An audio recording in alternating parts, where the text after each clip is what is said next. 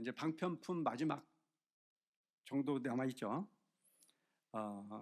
그 이제 거의 끝났지만 앞에를 다시 한번 잠깐 돌아가면 부처님께서 설하시는 일승법을 들을지라도 미혹해서 믿지 않고 받아들이지 않아 법을 깨고 악도에 떨어지리라.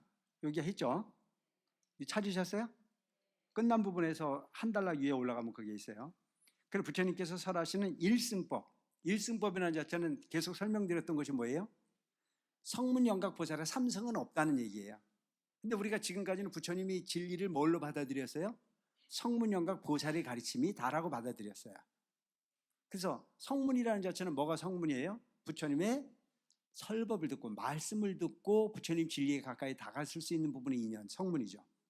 연각, 마음을 고요하게 해서 연기 이치를 깨달아 알아 부처님의 진리를 이해하는 거. 보살, 누군가의 그 이익을 도모해 줘서 그에게 많은 이익을 베풀고 나라고 하는 부분이 이익보다는 상대방의 이익을 우선할 수 있는 바라지 않는 부분의 어떤 희생을 통해서 부처님이 진리를 이해하는 것, 이것을 우리가 삼성의 가르침이라고 얘기를 하는데, 그런 모든 부분들이 다 무엇으로 연결되느냐? 일불승, 일불승, 즉 부처가 되는 부분으로 부처님께서는 이 사바세계에 오셨다. 그래서 부처님께서는 성문영각 보살의 삼승의 방편을 통해서 일승을 보여주기 위함이었다. 일불승을 보여주기 위해서 그렇게 설하셨다. 왜? 일불승을 처음부터 보여주면 알아먹어요, 못 알아먹어요? 못 알아먹으니까. 그래서 그 근기를 성숙시키기 위해서 부처님의 48년의 가르침 중에 40년이라고 하는 세월을 삼승의 가르침을 펴신 거예요. 성문영각 보살이 가르침을 펴셨는데, 마지막 8년의 가르침은 바로 일불승을 위한 가르침이다. 그 일불승을 위한 가르침이 뭐냐? 법화경이다. 이해되십니까? 그래서 이 법화경이라고 하는 경전은 일불승을 가르치기 위해서 가르치는데, 그 일불승의 가르침을 받아들이지 않으면 그게 뭐예요? 법을 깨는 게 되고 그것이 악도에 떨어지게 된다. 왜 그게 법을 깨는 게 되고 왜 악도에 떨어지는 게 될까? 여러분들이 이거 잘못 생각하면 부처님이 법을 받아들이면 정토이지만 부처님의 법을 받아들이지 않으면 벌을 받는 거라, 이렇게 생각할 수 있잖아요. 그렇게 이해되죠? 그게 아니에요. 부처님의 법은 누군가를 골라서 벌을 주거나 누군가를 응징하는 법은 존재하지 않아요. 부처님은 그렇게 속이 좁은 분이 아니야. 일체 중생이 다 당신의 자식이에요. 근데 부모가 자식을 미워하는 법은 없어요. 인정하십니까? 부처님은 우리 부모님은 아무리 자식이 못된 짓을 했어도 당신의 시궁창에 들어갈진정 그놈이 잘못되라고 말하는 부모는 하나도 없어요. 부처님도 마찬가지세요. 그럼 이 부분을 왜 이렇게 표현을 하셨을까? 악도에 떨어지거나 그야말로 고통에 떨어지는 부분은 셀프의 셀프, 누군가가 잡아다 넣는 게 아니고 셀프야. 본인 스스로가 지원하는 거라니까. 그래서 이걸 여러분들에게 뭐라고 제가 설명을 하냐면, 저 불나방이 불을 켜놓고 있으면 그 불을 찾아서 날라와야 안 날라와요? 날라오는데 그 불나방은 그 불을 보고 극락이라고 생각해서 옵니까? 지옥이라고 생각해서 옵니까? 극락이라고 생각하고 오는 거예요. 그래서 극락이라고 생각하고 온 것은 바로 아는 겁니까? 모르고 온 겁니까? 그러니까 모르는 것은 죄가 됩니까? 안 됩니까? 이게 무서운 거예요. 무명이 업이 된다는 거예요. 무명이. 그러니까 여기서 이야기하고 있는 일불승이라고 하는 부분은 아는 거예요. 일불승이라고 하는 부분은 내가 희망을 이야기하는 거예요.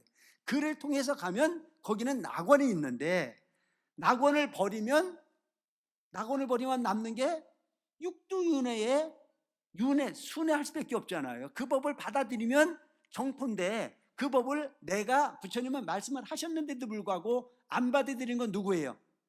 나잖아요. 그래서 내가 그 법을 받아들이지 않으면 거기서 돌 수 있는 건 뭐예요? 악도밖에 없잖아요. 그래서 악도에 떨어지는 것은 부처님이 떨어지게 한 겁니까? 지가 떨어진 겁니까? 재미있다. 그러니까 이 세상 삶이 참 재미있는 게, 모든 부분은 있는 그들의 눈을 뜨면 고요해져요. 근데 그 고유한 부분을 받아들이지 않으면 지옥인 거예요. 소통을 잘하면 정토예요. 근데 대개 보면 내 생각으로서 상대방을 헤아리지 못하기 때문에 옹심을 갖는 거예요. 그래서 그 옹심을 가지고 어떤 생각을 해요? 내 눈에 흙 들어가기 전에 잊어요, 못 잊어요?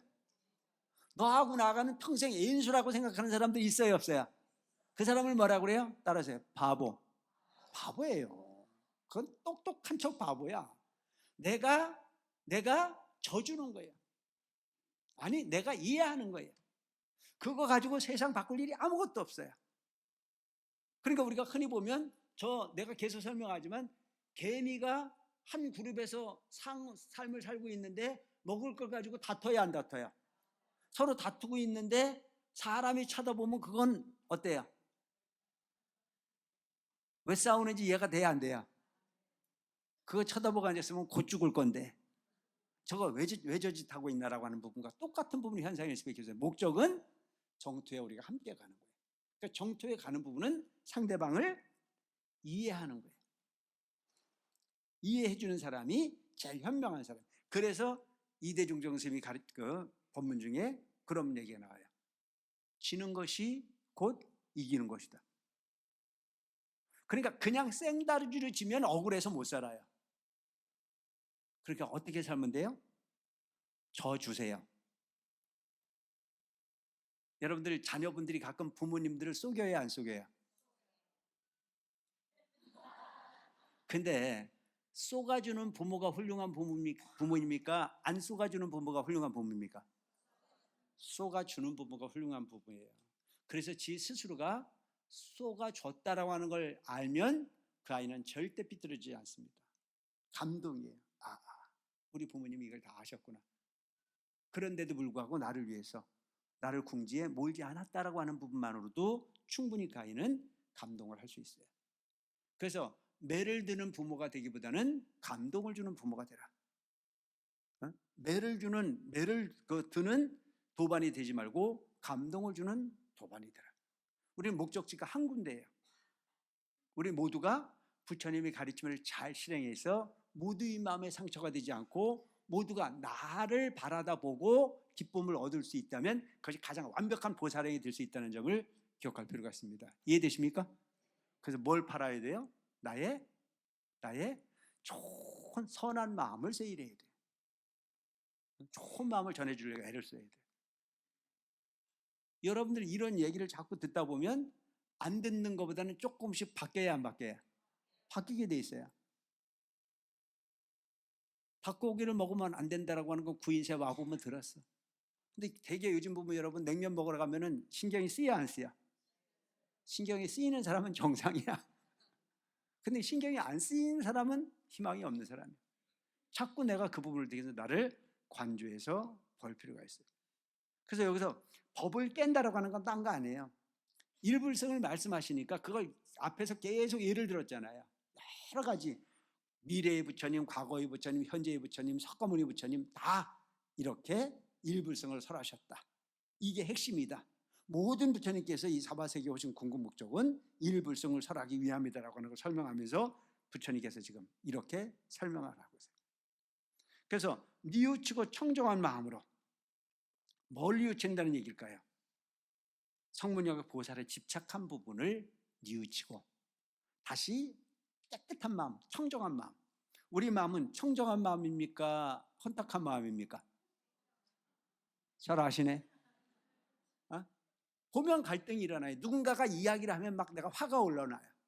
그 화낼 일도 아닌데 네 말도 없고 네 말도 무슨 말이야. 그렇다면 내가 하는 게 옳다고 생각하지 말고 그 마음도 들어주려고 애를 쓰는 사람이 폭이 넓은 사람이 되는 거예요. 그 말도 들어보려고. 그래서 정답은 없어요.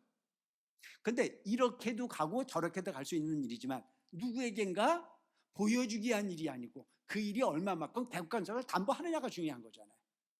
모든 사람들에게 공감대를 형성할 수 있는 부분의 삶을 사는 사람은 훌륭한 사람이에요. 근데 내가 하는 게 옳다라고 하는 주장만 하다 보면 많은 사람들로부터 갈등을 일으킬 수밖에 없어요. 그래서 이 세상엔 정답은 없어요. 노력하는 거죠. 우리가 전리를 하는데도 전리를 하는 부분이 정답이 없어요. 모두를 만족시키려고 애를 쓰는 것뿐이에요. 그래서 그냥 주지스님이 원하는 부분을 충족시키기 위해서 아니요, 그건 중요하지 않아요. 문제는 주지를 비롯해서 그 누구한테 내놔도 그 부분이 완벽할 수 있도록 노력하는 거죠. 그리고 완벽은 없어요. 또 다른 완벽을 위해서 노력하는 거죠. 그거를 하려고 하다 보면 여기도 길을 열어야 되고 저기도 길을 열어야 되는 거예요. 나는 내가 하는 게 옳다고 생각하지 않아요. 내가 생각해봐도 들떨어진 게 많아. 왜? 그 돈 아껴가지고 지가 먹을 것도 아닌데. 이해가 돼야 안 돼요? 어? 그거 아껴가지고 내가 먹을 거 아니라는 거 뻔히 알아요. 근데 난 지금까지 너무 내 스스로가 바보인 것 같아. 평생 절을 짓느냐고 아끼고 아끼는 게 병이 돼가지고 이게 습이 돼가지고, 그러니까 그 아끼고 잘 사는 사람을 보면 참 이뻐 보이는데 그걸 가지고 자꾸 흔전만전하면 괜히 내 것도 아닌데 화가 나는 거예요. 이건 아니다 싶은 생각이 드는 게 신뢰감이 다 무너져 버리는 거예요. 뭐 어디가 됐든지 간에. 그래서 나하고 함께 간부를 하는 사람들은 피곤해. 웬만한 건 내가 네 돈 갖고 하라 그러거든. 웬만하면. 그러니까 이제 이게 포커스가 잘 안 맞는 거예요. 참 힘들죠.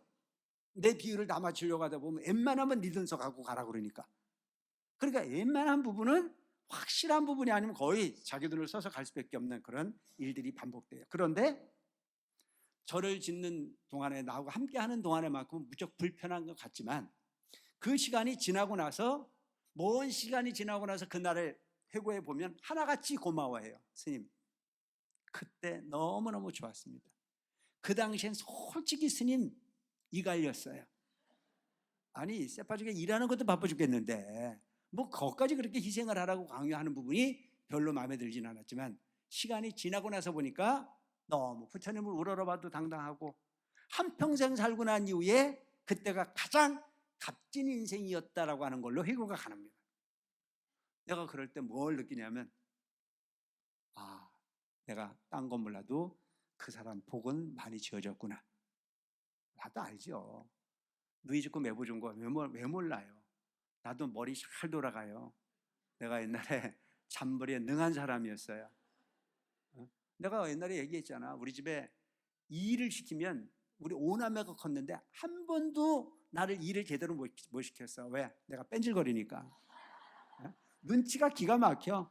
내일 일할 걸 알면 내가 무슨 일이 만들어져 핑계대고 나가지.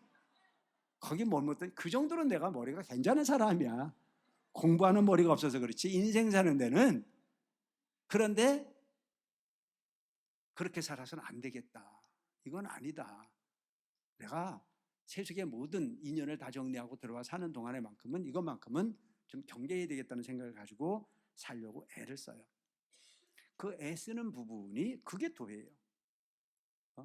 내가 가진 권력이라고 해서 내가 가진 입장이라서 모든 부분 여러분들한테 내가 명절할 때가 돼가지고 내 눈에 들어오는 사람들 전부 선물 하나씩 해가지고 아바피 나눠주고 시시때때로 그렇게 해놓으면 여러분 내 얼굴 평상시에 잘 못 쳐다봐. 왜? 추석 명절이 돼도 주지 얼굴이 왔다 갔다 해서 미안하고 주지 생일이라는 소문만 들어도 그냥 있어야 되나 돈을 몇 푼 갖다 줘야 되나 별 생각이 다 들어. 그래서 내가 편안하게 하느냐고 하나도 줘 안 줘? 안 줘. 신경 쓰지 말라는 얘기예요. 부처님만 바라다 보고 다니기도 바쁜데 뭘 주지 마음까지 챙기고 그럴 이유가 없어. 그래서 내가 이렇게 얘기를 하는데도 또 열심히 갖다 주는 사람 많아. 응? 그래서 내가 아예 표도 내지 마라. 나는 누군가에게 마음 쓰기 싫다. 마음 쓸 수 있는 여유가 없다. 이제 그렇게 얘기를 하는데 하다 보니 엉뚱한 방향으로 왔지만 어쨌든 우리가 살아가지는 동안에 나를 위해서 마음을 내지 말고 딱 한 가지 일불승 위해서 마음을 낼 수 있도록 하시기 바랍니다. 아시겠죠? 이건 믿어야 돼요. 그걸 믿는 것은 무척 중요해요. 그 일불승을 받아들인다는 자체는 궁극적으로 누굴 믿는 거예요? 나를 믿는 거예요. 나라고 하는 부분이 하찮은 존재가 아니야. 그래서 나를 너무 우월한 존재로 나를 끌고 가는 것도 바보지만 내가 희망이 없다고 생각하는 사람이 제일 바보예요. 문제는요, 어떤 게 문제인지 아세요? 똑똑하지 않은데 똑똑한 줄 아는 게 문제예요. 본인 스스로가 똑똑하지 않은데 똑똑한 줄 아는 게 문제야. 내가 부족한 게 있다라고 하는 걸 스스로 확인하고 그 부족한 부분을 바꾸려고 애쓰는 여러분들이 되시기 바랍니다. 아시겠죠? 이거 대단히 중요한 거예요. 그걸 아는 게 중요해요. 아, 내가 부족하다. 그 부족한 부분을 내가 어떻게 바꿀 건가? 중생이니까 이 자리에 앉아있지. 내가 소원이 다 이루어졌으면 지금 이 자리에 앉았겠냐고요. 물어볼게요, 여러분. 나는 이번 생에는 이렇게 머리가 조금 들 들어가서 부족한 게 많지만 다음 생에만큼은 정말 기도를 해도 그냥 앉으면 밤을 꾸덕꾸덕 세울 수 있는 멋진 수행자로 살고 싶으면 손 들어보세요. 오, 성공이네. 이게 대단히 중요한 부분인 거야. 그러기 위해서는 그런 선근의 주인공이 돼야 돼요. 지금부터 내 마음을 자꾸 바꾸지 않으면 안 돼요. 어저께 인천 황룡사에서 삼사순례를 오셨어요. 한 200명 정도가 오셨는데 참 멀리 왔어요. 여러분, 우리가 이 인천 황룡사로 삼사순례 갈래요? 4시간, 5시간 걸려요. 그런데 그 먼 곳에서 여기까지 왔어요. 참 감사하죠. 근데 그분들이 온 이유는 딱 한 가지예요. 절이 궁금해서 온 게 아니고 일찍 와가지고 스님 법문 듣겠다고 왔어요. 참 가상하지 않아요? 내가 이런 사람이야.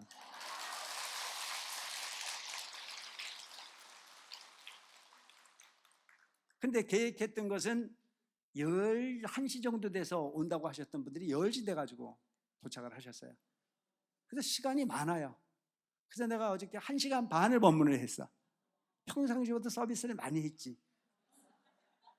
왜냐하면 너무 감사하잖아요. 정말. 근데 여러분들이 한 가지 알아야 될 게 뭐냐면 그분들은 그 먼 길을 와서 그 시간을 보내는 시간을 가장 행복한 시간을 받아들이더라고요. 나 그렇게 좋아하는 거. 근데 우리 대성사 신도들은 날이면 날마다 먹는 밥이니까 그 밥이 그 밥인 것 같아. 어?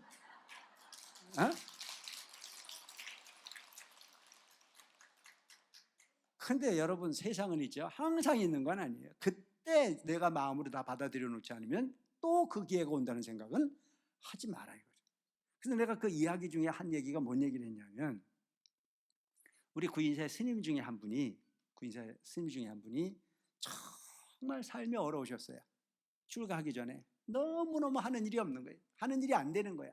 그리고 여러분들이 흔히 보면 그 복이 없으면 아무리 노력해도 돼야 안 돼요. 여러분, 복이 없으면요 아무리 노력해도 새끼 밥 먹는 거 정도죠. 큰 돈을 못 벌어요. 복을 지어야 돼요. 그래서 너무너무 안 되니까 그분이 결론이 뭐였냐면 나는 이젠 더 이상 아니다. 그래서 구인사 가서 열심히 기도하다 보니까 자기가 이렇게 살아가지고는 얻을 수 있는 이익이 없다 그래서 진리를 찾아서 출가를 했어요. 그러니까 여러분, 세속에서 그 식구 먹여 살리고 바빠 죽겠었는데 본인이 출가를 해서 도닥 끌어왔으니까 세속에 있는 사람들은 얼마나 살기가 어려웠겠습니까? 그러니까 열심히 노력을 해가지고 조금 주머니에 뭐가 생기면 큰 스님전에 갖다 올리면 큰 스님께서 그 속을 아시고 그거 세속에 갖다 줘라. 그래서 그분은 열심히 노력해가지고 조금 생기면 전부 다 세속에 갖다 주는 거예요. 근데 그 큰 스님은 그걸 다 아시는 거예요. 이 사람이 얼마만큼 궁핍하게 사는 걸 알아. 그리고 여러분, 출가해서 사는 스님 입장에서 세속에 있는 그 살부치들이 제대로 먹고 살기가 어려우면 그건 마음이 쓰여야 돼요, 안 쓰여야 돼요? 아이고, 골치 아파. 원래는 안 쓰여야 되는 게 맞아. 그게 출가의 정신인 건 맞아. 그런데 나하고 인연이 있었던 그들이 손가락을 빨고 앉았고 지금 살기가 어렵다는데 내 주머니에 조금 들어오면 부처님 돈 아니라면 도와주고 싶은 생각이 들어야 안 들어요? 당연히 인지상정에 도와주고 살았어요. 너무 힘들게 사니까 어느 날 그렇게 살면서도 조금 더 흐트러짐이 없게 사셨어요, 이분이. 이게 청정함이에요. 그래서 그렇게 아주 바르게 살고 그렇게 살았는데 나중에 너무너무 힘드니까 큰 스님 전에 가서 이제 여쭈었어요. 큰 스님, 제가 살아보니 도가 참 좋긴 좋습니다. 그래서 저는 부처님 가르침대로 공덕 짓기 위해서 최선을 다했고 나름대로 정말 바르게 살려고 노력을 하고 있습니다. 내가 이렇게 열심히 노력을 하면 다음 생에는 지금 현재의 삶보다는 조금 나은 생이 될 수 있습니까? 이렇게 여쭌 거예요. 근데 본인이 기대할 때는 뭔 기대를 했을까요? 그래, 맞아. 그렇게 살면 다음 생에는 다 안락하고 편안하게 살 수 있어. 이런 답을 원했겠죠. 근데 큰 스님의 답은 완전히 거꾸로 갔어요. 다음 생은 더 해. 이랬거든요. 그럼 이 사람이 순간적으로는 딱 실망을 한 거예요. 아니 기도를 하면 복을 받는다는데 왜 다음 생은 더 하다고 말씀하시지? 이렇게 답을 한 거예요. 본인이 그런 의미를 가질수록 큰 세계에서 한 말씀 더 하시는 거예요. 다음 생이 더 해야 네가 출가를 해서 도를 닦지. 다음 생이 더 편하면 편한 데 취해서 도 닦을 일이 없다. 이분은 어마어마한 칭찬을 받은 거예요. 나는 지금 수행을 바로 하고 있구나. 이게 계속되면 다음 생에 난 또 수행자로 부처님과 인연을 맺는다라고 하는 것을 증명받은 거나 마찬가지고 수기받은 거나 마찬가지예요. 근데 그 얘기 듣는 동안에 그 스님 부럽더라니까. 근데 이게 여러분들 잘 생각해 보세요. 우리가 생각하고 있는 부분은 현실 속의 괴로움이라는 자체는 육도 윤회를 하는 가운데에 그냥 괴로움일 뿐이에요. 근데 이 육도 윤회를 하는 가운데 여기서 즐거움만 있으면 절에 올까요, 안 올까요? 그래서 여러분들한테 제가 가끔 설명하잖아요. 절에 올 만한 어떤 대가가 있으면 그 대가는 고맙게 생각해라. 그래서 그 대가를 통해서 상호론각 대사님이 가르침을 듣는 것만으로도 크나큰 복이라고 생각하고 사시기 바랍니다. 아시겠죠? 얘가 얘기하는 것은 여러분들의 삶이 원하는 대로 다 잘 되고 원하는 대로 돈 잘 들어오고 그러면 절에 올 시간 있어요, 없어요? 없어요. 내가 장담하건대 절대 올 시간 없어요. 원하는 바가 많이 있기 때문에 그 원하는 바가 노력을 해도 안 되는 부분이 있기 때문에 부처님 지혜로 그 부분을 해결하고자 하는 마음으로 와서 보다 보니 성문여각 보살의 중생의 근기를 충족시키기 위해서 노력을 하다 보니 마음을 알게 돼 있고 일불성을 배우다 보니 이왕이면 그것을 뛰어넘어 궁극에는 성불의 인연까지도 한번 만들어 보자 라고 하는 마음으로 좀 전에 선을 들어보니까 다우댕승이야. 그게 맞는 거고. 그래서 여러분 부처님 법은 절대 헛된 게 없어요. 다 얻을 수 있는. 그래서 일시적 부분이 대가에 천착할 거냐? 영겁의 지혜 중심에 서서 달아도 달아지지 않는 그 여건에 나를 포함시킬 거냐라고 하는 것은 본인 스스로들이 노력에 달려있는 부분이다. 불도를 구하는 사람이 있거든. 이들을 위해 널리 일승도를 찬탄할지니라. 여기서 불도라고 하는 자체가 뭐예요? 부처님의 진리잖아요. 진리를 구하는 사람이 있거든. 이를 위해 오직 설명할 수 있는 부분은 딱 한 가지 뭐가 있어요? 성문영각 보살의 가르침이 아닌 일불승의 가르침을 찬탄해라. 여러분들이 참 복받은 존재들이에요. 어떤 사람은 또 와갖고 하는 얘기가 참 희한한 얘기를 해요. 우리 어머니가 기도를 열심히 하셨는데 시간이 지나고 난 뒤에 봄날에 가봤더니 우리 어머니 미국가에 꽃이 한 송이 피어있고 그 꽃에 노랑 나비가 날아다니는 거 보니 우리 어머니가 나비 됐나? 그러대.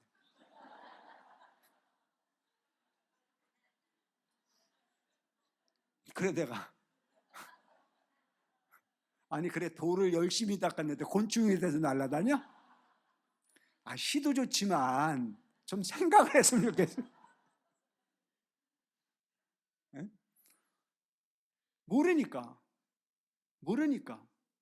그냥 순간적으로는 하늘 꽃을 향해 날아다니는 나비가 좋아 보일 수는 있겠으나 그건 곤충일 뿐이라죠.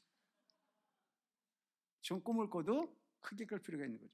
그래서 여러분 우리가 처음에 부처님 진리를 찾아 나섰을 때는 그냥 적은 소원으로 시작하지만 그것이 뭐예요?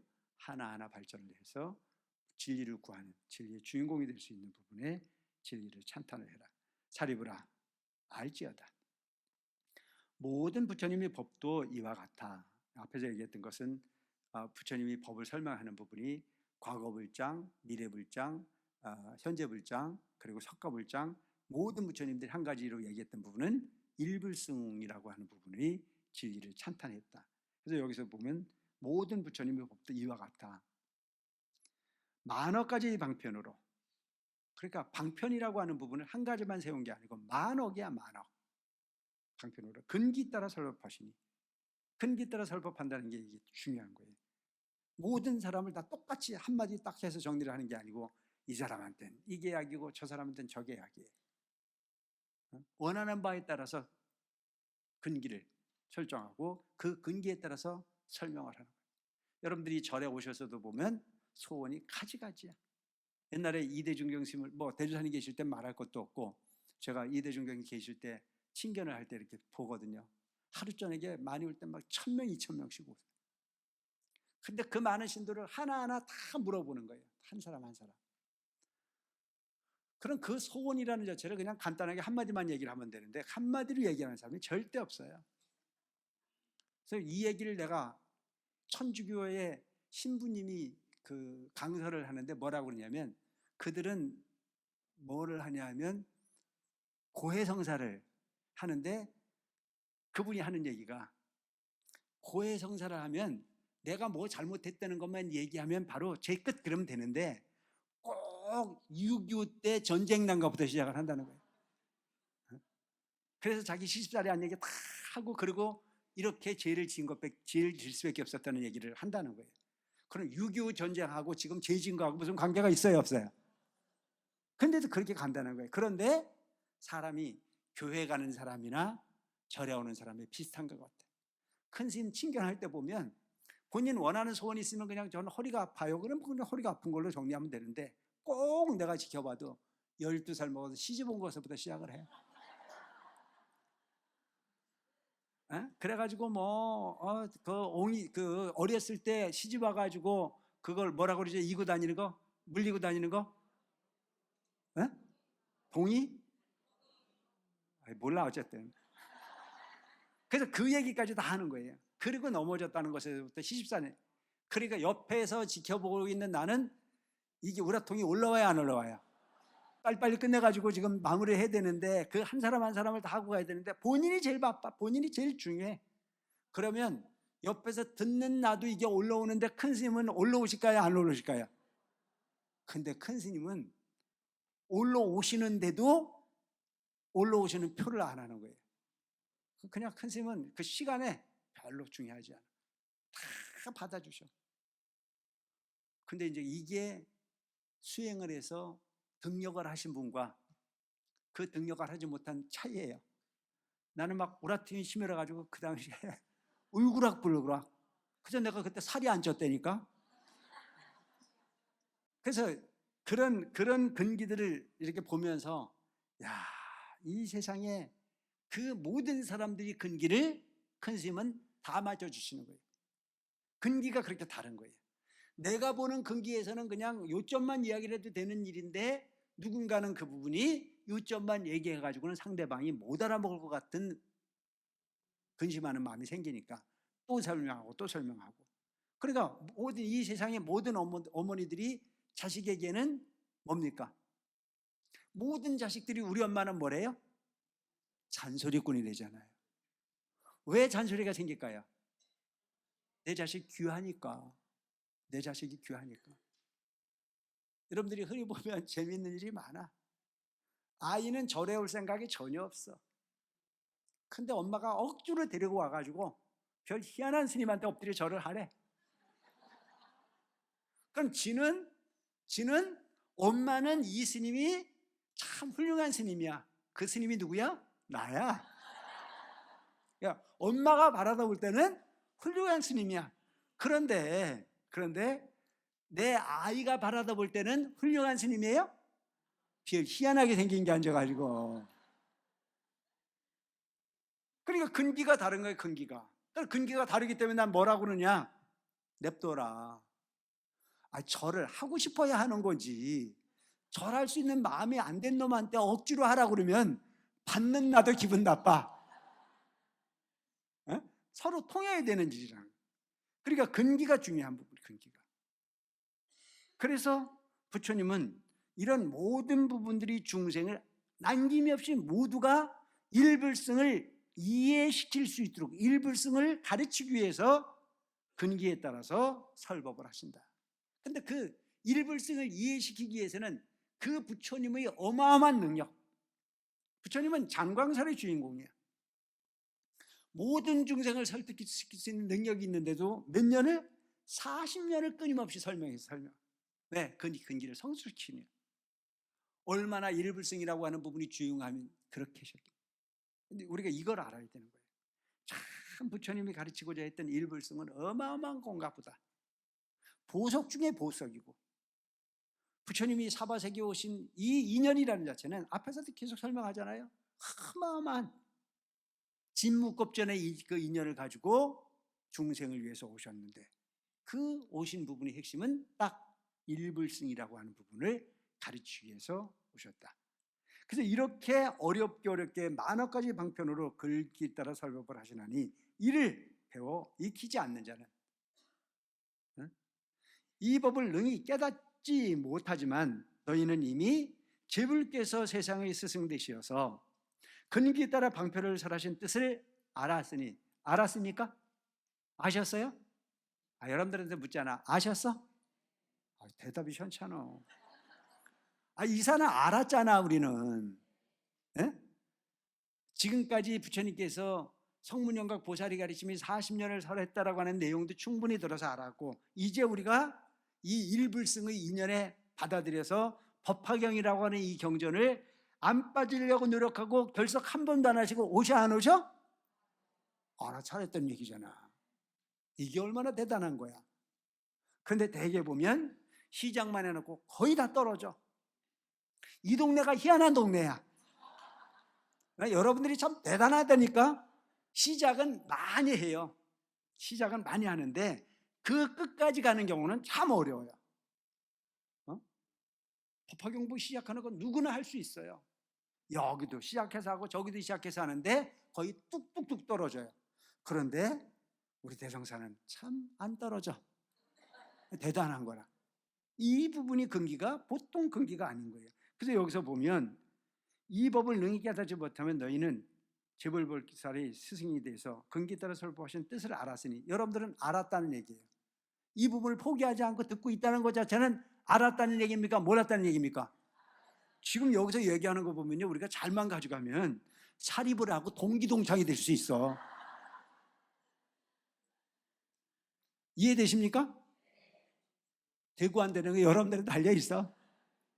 여기 저는 설명하고 있잖아요. 사리분한테 설명하는 부분이, 내가 방편을 통해서 일불승을 설하기 위해서 억만 가지를 통해 가지고 설명해서 계속 설명하지만, 이 근기를 배워 익히지 않는 자는 능히 깨닫지 못하겠지만 이미 너희들은 제불께서 세상에 스승되셔 근기대로 방편을 설하신 뜻을 알았다. 이게 알았기 때문에 우리는 변하지 않고 처음 시작할 때부터 지금까지 계속 오셨어 안 오셨어? 왔기 때문에 또 앞으로도 올 거기 때문에 사립을 하고, 우리는 이건 내가 그냥 한 말이야. 근데 뜻은 맞아. 뜻은 맞다는 거죠. 알았으니 다시는 의욕 없이, 의욕을 갖지 말아요. 일불승에 대한 의욕을 갖지 말라는 얘기예요. 그래서 이거 여러분들 잘 생각해 봐야 된단 말이에요. 어떤 종교는 그 대상의 능력을 믿느냐 안 믿느냐라고 달려 있잖아요. 근데 부처님의 가르침은 참 희한한 게, 그 능력은 부처님만이 갖고 있는 게 아니고 당신이 가지고 있는 능력이 너한테 있다라고 하는 걸 믿으라는 얘기입니다. 아시겠습니까? 얼마나 인간적이야. 이게 얼마나 대단한 부분이냐고. 근데 모든 종교는 대개 기복을 행해, 기복을 가르치잖아요. 날 믿어. 안 믿으면 어떻게 돼?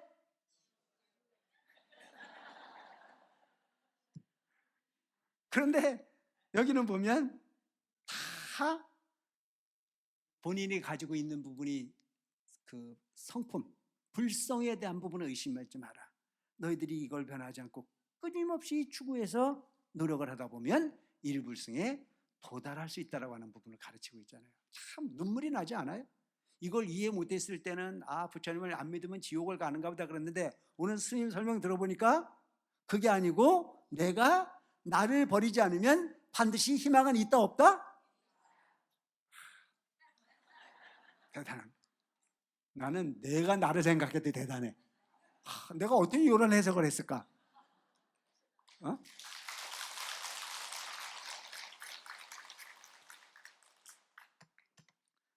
다시는 의욕 없이 환희심을 내서 환희심을 내라 이거예요. 여러분, 우리 불교 공부를 할 때는 반드시 환희심을 내야 돼요. 밋밋하지 말고 절에 와서 설거지를 해도 환희심이 나야 돼. 절에 와서 화장실 청소를 해도 그냥 환희심이 나야 돼. 하기 싫은 걸 억지로 이를 갈고 앉아가지고 저것들은 놀고 앉는데 나는 이걸 왜 하나 그래서 이건 뭐예요? 환희심입니까? 분노심이잖아요. 환희심을 내야 되는 거예요. 환희심을. 내가 그 여러분들이 설명하잖아요. 하다못해 화장실에 고무장갑을 끼고 청소를 하더라도 부처님 닭이를 닦는 것 같은 마음으로 환희심을 내면 그건 공덕이 되는 거예요. 내가 나를 그렇게 이끌어가는 거라.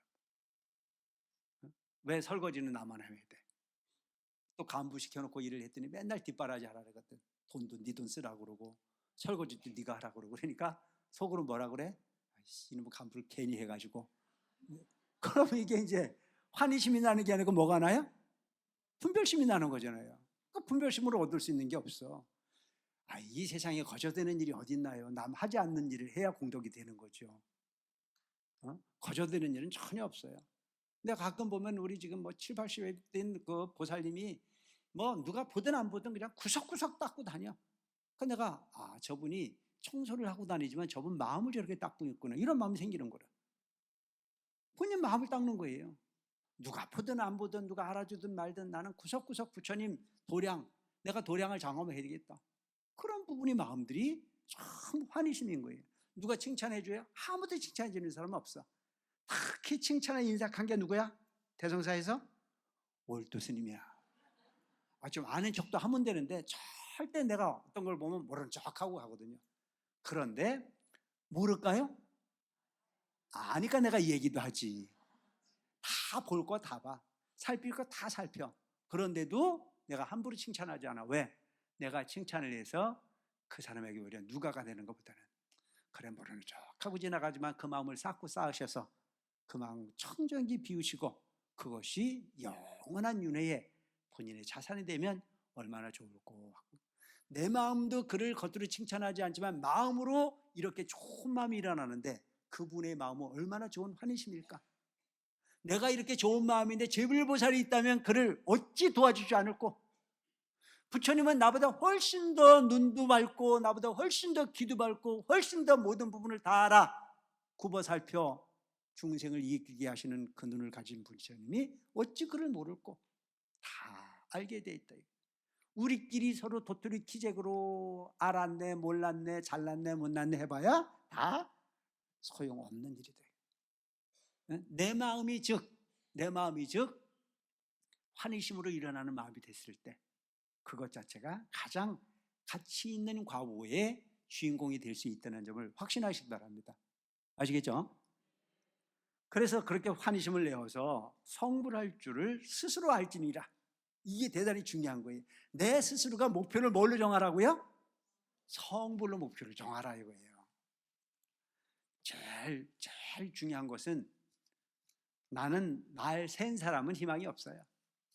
나는 무한한 가능성이 있다라고 하는 존재를 부처님께서 계속 설법으로 설명하신 부분이 바로 지금까지의 설명이었다라고 볼 수가 있습니다. 재미있습니까? 다음은 이제 비유품입니다. 그때 사리불이 뛸 듯이 기뻐하며 곧 자리에서 일어나 합장하고 조난을 우러러보며 부처님께 사리었습니다. 지금 세존을 쫓아 이 법음을 듣자옵고, 여기서 법음이라는 자체는 부처님의 설법하는 소리를 듣고 마음에 기뻐 일찍이 없었던 미중이를 얻었나이다. 미중이라는 자체는 불가사의한 아주 특별한 어떤 그런 부분을 얻었다. 어찌된 까닭이 있나이까? 제가 예전에 부처님 따라 이 같은 법을 듣자옵고 모든 보살은 수기를 받아 성불을 하리라 하심을 배웠나이다. 그러나 저희는 이 일에 끼지 못하옵기에 마음 깊이 슬퍼와 부처님의 한량없는 지견을 잃었다고 여겼나이다. 이게 무슨 얘기냐면 사리불은 과거부터도 이미 부처님과 깊은 인연이 있었어요. 그리고 부처님 주변으로부터 수기를 받는 모습을 보면서 그 사람들은 특별한 존재이고 나는 거기에 포함되지 않는가 보다 라고 하는 생각을 했다는 얘기예요. 여러분들도 그런 경우가 있잖아요. 나는 주지스님하고 가깝고 나는 주지스님이 별로 아는 척을 안 하는가 보다. 아니요, 그런 생각 하지 마세요. 똑같아. 어떤 신도가 귀하고 어떤 신도가 귀하지 않은 게 없어. 그냥 쳐다보고 있으면 다 절에만 오면 난 좋아 죽겠어. 아니, 이뻐 죽겠어. 나의 고하를 막론하고 그냥 절에 와서 열심히 하시는 모습을 보면 그냥 내가 해줄 수 있는 일은 다 해주고 싶은 게 스님 생각이듯 부처님이 바라다보는 부분은 사생의 자부에 차별이 없어. 아시겠죠? 차별이 없어요. 그런데 그렇게 느끼는 건 누가 느끼는 거예요? 내가 느끼는 거예요. 왜? 도덕이 재발절인 거죠. 내가 다하는 마음을 내면 그 다하는 마음으로 긍지를 가지시면 됩니다. 그 결과는 말하지 마세요. 그 마음이 중요하다고 하는 사실을 꼭 기억하시기 바랍니다. 아시겠죠? 내가 다 하는 마음. 예를 들어서 수십억을 갖고 있는 사람이 몇 억을 낸 부분과 몇 푼 없는 사람이 돈 1,000원짜리 하나 올린 부분은 차별이 없어요. 1,000원짜리 하나에 정성을 다한 거나 수십억을 갖고 있는 사람이 돈 몇 푼 더 낸 부분이나 거의 그 마음을 보면 똑같습니다. 아시겠죠? 눈으로 보여지는 부분을 가지고 나는 기죽을 필요가 없어요. 내가 가지고 있는 부분에 정성을 다하면 되는 거죠. 어떤 사람이 24시간 열심히 관세음보살을 잘 부르고 있는 것만 부러워하지 마라 이거예요. 왜? 나는 하루 종일 직장 가서 일하고 와가지고 몸이 녹초가 됐는데도 불구하고 내가 부처님 진리를 놓고 싶지 않아 남은 30분이라도 열심히 기도를 한다면 그것마저도 충분한 부처님으로부터 칭찬받을 수 있고 인정받을 수 있는 결과에 주인공이 될 수 있다는 점을 여러분들 우리는 긍지로 받아들이는 얘기입니다. 아시겠죠? 제가 이런 얘기를 왜 하냐면 옛날에 큰 스님 모시고 있을 때 질투라는 게 있어요. 질투는 여자들만 있는 게 아니야. 여러분, 남자가 속이 넓을까요? 여자가 속이 넓을까요? 에? 이제 또 싸움을 붙여 내가. 똑같아. 그 속은 다 똑같은 속이야. 어? 똑같지 다르지 않아요. 내가 지금 어느 편을 들면 안 될 것 같아가지고. 근데 스님이 돼가지고도 질투가 있을까요, 없을까요? 많아. 질투를 똘똘 뭉쳤어. 그게 사람이에요. 그래서 제가 큰 스님 모시고 있을 때 하루 종일 큰 스님 뒷바라지 해야 되는 일이고 밤 늦게까지 신도들 전부 다 질서를 잡아야 될 일이고 이렇잖아요. 근데 내 도반 스님들은 사무실에서 근무하고 있으면서 아주 옷도 자라라라 때가 흐르는 옷에 그냥 지 편할 대로 그렇게 세월을 시간을 보내고 저녁 시간 되면 샤워 싹 하고 옷 깔끔하게 갈아입고 그리고 선방에 가가지고 부처님 날 좀 보라고 난리를 치고 관세음보살을 부르고 있는데 나는 그 신도들하고 싸우느냐고 정신없어. 들어오지 마라. 들어온다. 뭐 이런 부분을 갖고 세월을 다 보내야 되잖아요. 추우면 추운 대로 더우면 더운 대로 그냥 맨날 그렇게 살아. 그러니까 너무너무 힘든 거예요. 그래서 내가 용기 있게 큰 스님께 가서 한번 여쭈었지. 큰 스님, 저는 도를 닦으라는데 도는커녕 맨날 이렇게 시간을 보내는 게 도저히 아닌 것 같습니다라고 그래 했어. 그랬더니 큰 스님께서 말씀하시는 게 그 마음을 나누는 것 자체가 잘못된 거다. 수행이 어떤 게 수행이냐? 마음 바로 쓰는 게 수행인데 앉아있는 마음 따르고 서서 일하는 마음 따르는 그 마음이 그런 마음이어서는 안 된다. 모든 부분에 정성을 다하는 마음으로 마음을 그래 붙들어야 되는 거지. 여기 가면 이게 커 보이고 저기 가면 저기 커 보이는 그 내가 그렇게 말씀을 드렸지만 내가 그 상태에서 선방을 간들 내가 그렇게 열심히 했겠어? 여기 가면 저게 커 보이고 저기 가면 이게 커 보이는 그런 부분이 논리를 갖고는 안 된다. 여기서 열심히 하면 저기서도 열심히 할 수 있는 부분. 이 일 저 일 구분하지 말고 처해진 곳에 최선을 다하는 부분이 그게 수행일 수 있다. 아시겠습니까? 필요한 부분은요, 복과 지혜가 다 필요한 거예요. 그래서 나중에 한 마음을 탁 먹었어. 어떤 마음으로? 큰 스님이 임명을 하시는 부분이면 다 이유가 있어 일을 시키겠지. 그렇게 마음을 먹고 나니까 이제 마음이 편해지기 시작하는 거예요. 그래서 지금도 생각해 보면 평생 내가 스님으로 살아가는데 가장 귀한 시간은 그때가 가장 소중한 시간이에요. 내가 그런 큰 어른을 가까이 모시고 살아갈 수 있었다라고 하는 것만큼은 전생의 선근을 많이 지어서 가능했던 게 아닌가. 오늘 내가 여기 와서 이렇게 대성사 주지로 와가지고도 주저주저 하지 않고 날이면 날마다 나와가지고 맨날 이야기를 하는데도 내가 말을 잘해 못해. 그때 다 닦은 거예요. 그러니까 이 세상 살아보면 버릴 게 있어요, 없어요? 버릴 거 없어요.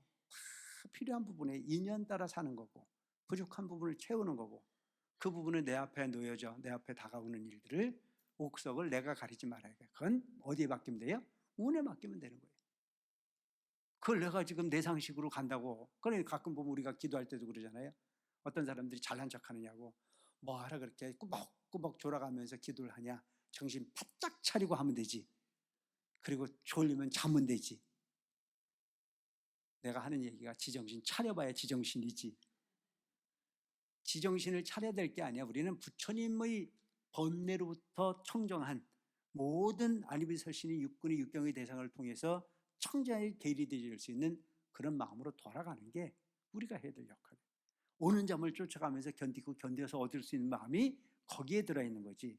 잠잘 걸 다 자고 놀 거 다 놀고 정신 바짝 차려가지고 깜짝하고 말자라고 하는 부분은 안 맞는 얘기.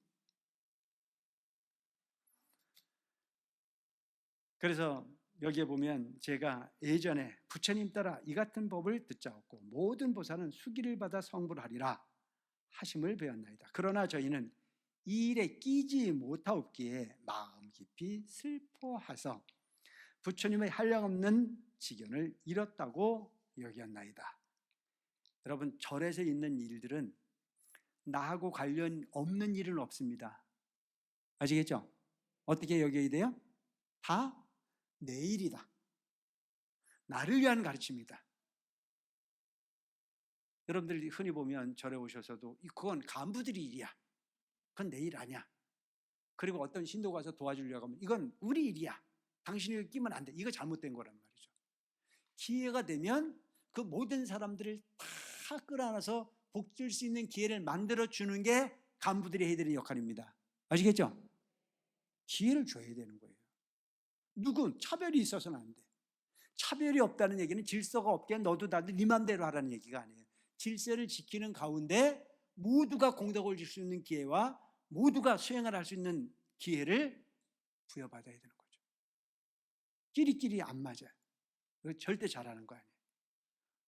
선제야. 네가 그렇게 좋은 마음을 냈다면 그에게 기회를 주고 줘서 그들 모두가 다 공덕의 기회가 만들어질 수 있도록. 여러분들 스님들이 해야 될 역할이 뭔지 아세요? 복질 수 있는 기회를 많이 만들어주는 스님이 훌륭한 스님이에요. 어떤 간부가 훌륭한 간부인 줄 아세요? 설사 마음을 내지 않는 사람에게도 마음을 낼 수 있는 기회를 만들어주는 사람이 진짜 훌륭한 도반이고 간부일 수 있어요. 여러분, 그 일이라는 자체는 나한테 그냥 그 오는 것만 내가 하겠다 이런 생각이 하지 말고 복을 짓는 건 찾아서 복을 질 수 있도록 노력하시기 바랍니다. 아시겠죠? 여기서 얘기하고 있는 부분은 사리불 같은 한순간에 마음을 잘못 내면 그건 나하고 관련이 없는 일인가 보다. 저들은 수기를 받아도 나하고 수기는 전혀 관계가 없는가 보다. 이렇게 여겼다는 걸 고백하고 있지 않습니까?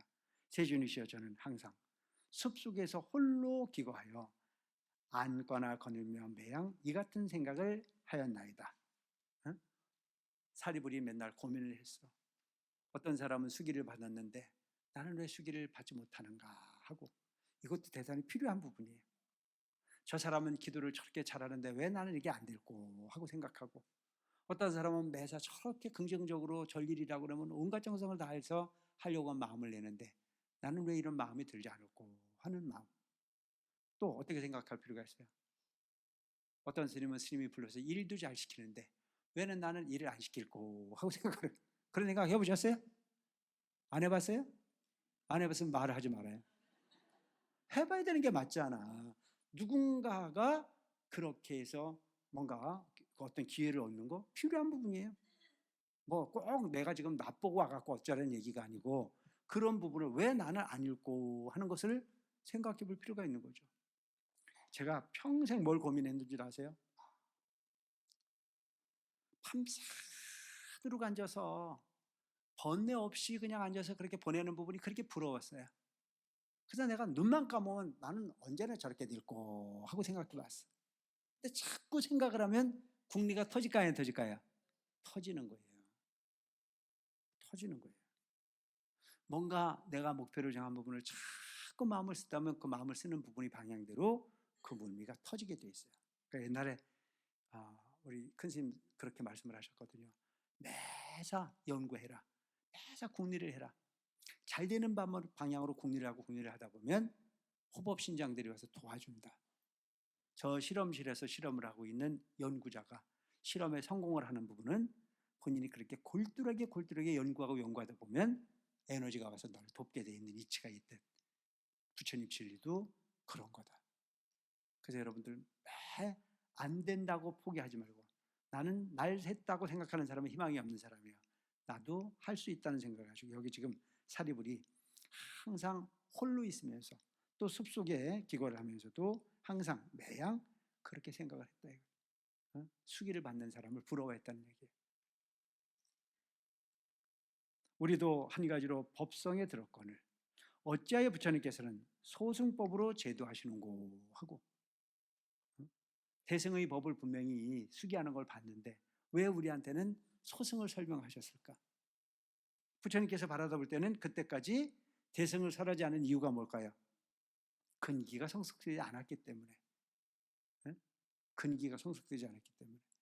그러니까 그걸 바라다 보면서 사리불은 왜 우리는 대승이라고 하는 부분이 분명히 있다고 봤는데 소승이라고 하는 부분, 대승을 인정하지 않으시고 우리한테는 소승만 계속 말씀을 하시는 것. 그러나 이는 저희의 허물이었고 세준의 탓이 아니옵니다. 왜냐하면 만약 저희가 안육따라 삼맥삼불이를 성취하는데 인이 되는 가르침을 설하시는 그때를 기다렸다면 반드시 대승으로 제도하사 해탈을 얻게 하셨을 텐데 저희는 방편으로 근기 따라 설하신 줄을 알지 못하와 처음 부처님 법문 듣자없고 곧 믿고 받아들여 스스로 증득하였다고 생각하였나이다. 부처님께서 대승도 가지고 계시고 소승도 가지고 있는 걸 알았지만 부처님께서 소승을 설하시니까 우리는 그걸 생각도 안 했다 이거예요. 당연히 소승을 받아들이게 단 줄 알았다. 근데 이제 설명을 들어보면 부처님께서 대승을 설하지 않고 소승을 설했다는 이유는 근기설법이야. 방편으로서 그들의 근기를 성숙시키기 위해서. 예를 들어서 부모가 아이를 낳아서 기를 때는 초등학교를 가르치는 것은 중학교를 보내기 위함이고 중학교를 보낸 것은 고등학교를 보내기 위함이고 고등학교를 보낸 것은 대학을 가르쳐서 먹고 사는데 문제가 없기를 바라는 마음으로 학교를 보내는 거 아닙니까? 인정하십니까? 나는 내 아이는 초등학교만 보낼래 이런 분들 없어요. 초등학교를 보내고 난 그 목표는 이 아이가 세상의 이치를 잘 배워서 남보다 우수한 능력을 가지고 남보다 우월하게 잘 살기를 바라는 마음으로 학교를 보내는 거 아닙니까? 인정하십니까? 부처님께서는 소승을 성문연가 보살을 가르친 부분은 대승을 가르치기 위해서 대학을 보내기 위해서 초등학교, 중학교, 고등학교를 보내듯 그렇게 부처님께서는 성숙시키기 위해서 소승을 설하실 뿐이다. 그런데 소승을 공부할 때는 소승이 다라고 최선을 다해서 공부를 해야 되지. 초등학교 들어갔을 때 초등학교 선생님이 초등학교는 놀아도 돼. 아무것도 안 해도 돼. 중학교 가면 배울 거니까.